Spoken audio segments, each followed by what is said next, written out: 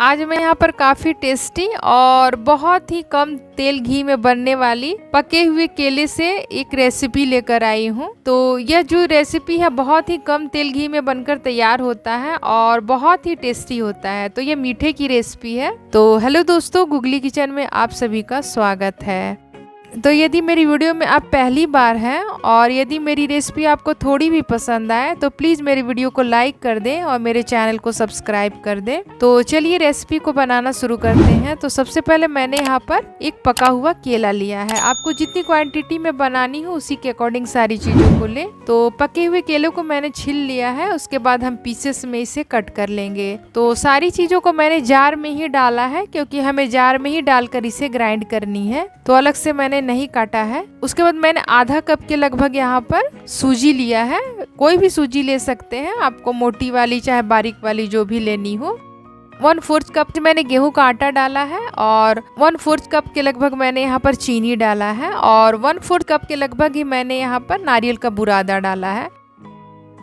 नारियल का बुरादा यदि आपको पसंद ना हो तो आप यहाँ पर इसे स्किप भी कर सकते हैं। उसके बाद उसी कप से आधी कप के लगभग ही मैंने यहाँ पर दूध का इस्तेमाल किया है। तो मेजरमेंट बिल्कुल सही है, इससे ज़्यादा आप दूध वगैरह ना डालें, नहीं तो फिर आपका जो बैटर है वो गीला हो जाएगा। तो इसे अच्छी तरह से मिला लेंगे, उसके बाद हम इसे ग्राइंड कर लेंगे ताकि दूध जो है अच्छी तरह से नीचे चला जाए। तो मैंने चम्मच की मदद से इसे मिला लिया है। अब हमें क्या करनी है, इसे ढककर अच्छी तरह से ग्राइंड कर लेनी है, एकदम स्मूथली ग्राइंड करनी है और एकदम अब हमें दूध वगैरह इसमें नहीं डालनी है। तो आप यहाँ पर देख सकते हैं मैंने इसे अच्छी तरह से ग्राइंड कर लिया है। करने के बाद मैंने इसे एक बाउल में ट्रांसफर कर लिया है। उसके बाद मैंने यहाँ पर 1/4 चम्मच के लगभग मीठा वाला सोडा जो होता है, खाने वाला बेकिंग सोडा, उसे डाल दिया है और कुछ ड्रॉप्स मैंने उसके ऊपर नींबू का रस डाल दिया है। ज्यादा नींबू का रस नहीं डालेंगे, नहीं तो फिर खट्टा हो जाएगा। तो कम ही डाला है मैंने क्योंकि इससे क्या होगा कि अच्छी तरह से हमारा जो बैटर है वो फर्मेंट होगा।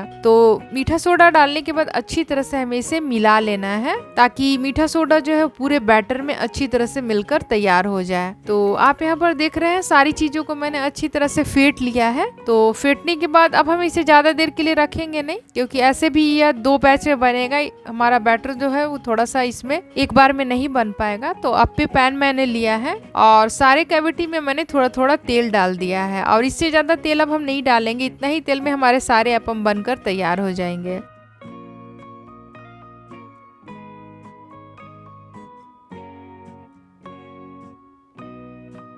तो सारे कैविटी में मैंने थोड़े थोड़े ड्राई फ्रूट्स भी डाल दिए हैं, इससे इसका फ्लेवर बहुत अच्छा आता है। तो आपके पास यदि अप्पम पैन ना हो तो आप छोटी छोटी तवे में भी ऑयल डालकर इसे सेक सकते हैं, उससे भी बहुत टेस्टी लगता है। तो अप्पम पैन हो तो उसी में बनाए, नहीं तो फिर आप तवे में भी इसे सेक कर खा सकते हैं।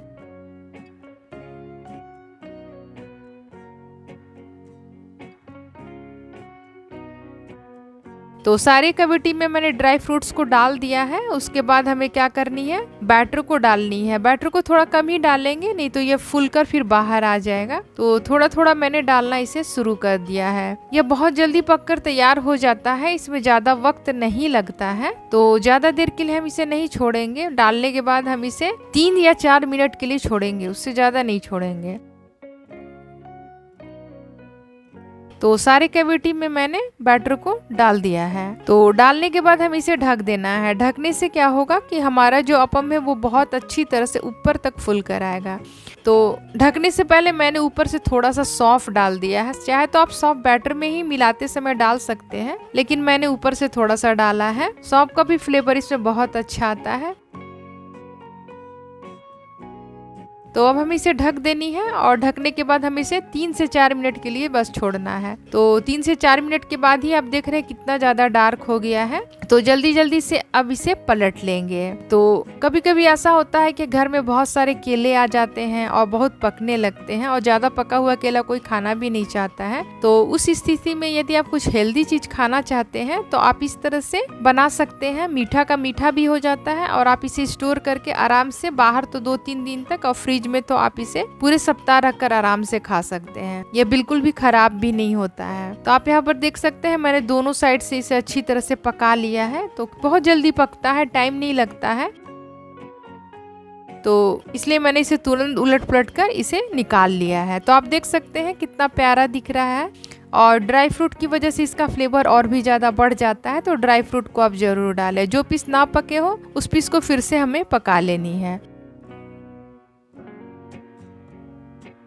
तो सारे पीस हमारे पक चुके थे तो मैंने सारे पीसेस को निकाल लिया है और एक बैच हमारा और हो जाएगा। तो 2 बैच में मैंने इसे बनाया था। तो अब हम इसमें और तेल नहीं डालेंगे, थोड़ा थोड़ा तेल बचा हुआ है उसी में हम दूसरा बैच पका लेंगे।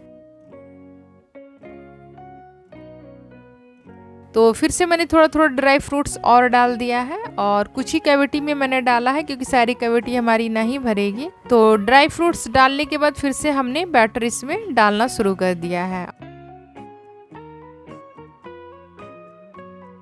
और डालने के बाद इसे फिर से हम ढक देंगे। 3 से 4 मिनट के लिए फिर से हम इसे पका लेंगे, उलट पलट कर पका लेंगे।